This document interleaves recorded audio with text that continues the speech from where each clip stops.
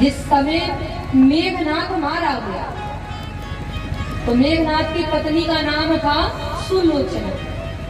अब सुलोचना अपने पति यानी मेघनाथ का स्थिर लेने के लिए भगवान राम के यहाँ जाने लगी। लेकिन देखिए सुलोचना भगवान के पास जाने से पहले पता है कहाँ पहुंची? अपने ससुर यानी रावण के यहाँ पहुंची। जाकर कहने लगी कि पिताजी मैं अपने पति का सिर लेने आपके शत्रु राम के यहाँ जा रही हूँ। रावण ने सुलोचना को एक बार भी मना नहीं किया, आज्ञा दे दी जाओ जाकर के अपने पति का सिर लेकर। अब सुलोचना चली गई।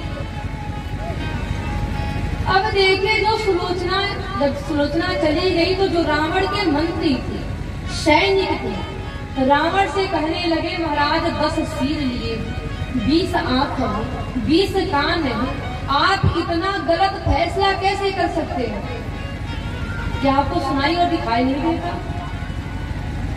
रावण कहता है कि हमने कौन सा गलत फैसला कर दिया? मंत्री कहने लगे आप भूल गए, आपको याद नहीं है कि आप राम की पत्नी को चुरा कर यहाँ लाए हैं और उसी राम के पास अपनी बहू को भेज रहे हैं।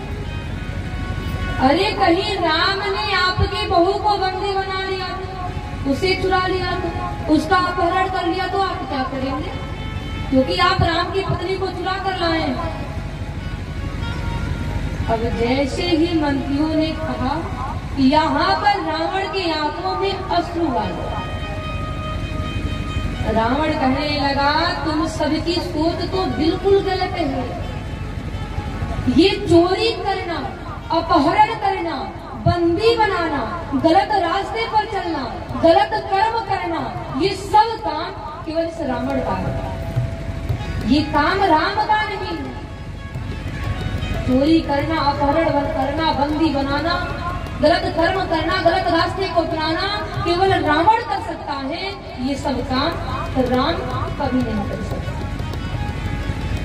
क्योंकि राम जो है नारियों का आदर करना जानता है। और ध्यान दें, एक शत्रु के ऊपर इतना भरोसा होना तभी संभव है जब शत्रु कैसा हो, भगवान राम के समान हो। इसलिए भगवान के साथ रिश्ता जरूर जोड़े। मेरी माई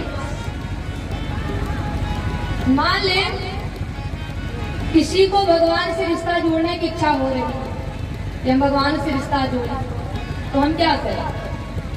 किस नियम का पालन करें कि हमारा रिश्ता भगवान से जुड़ जाए? समझने वाली बात। हम क्या करें, किस नियम को जीवन में उतारें, किस नियम को अपनाएं कि हमारा रिश्ता भगवान से जुड़े?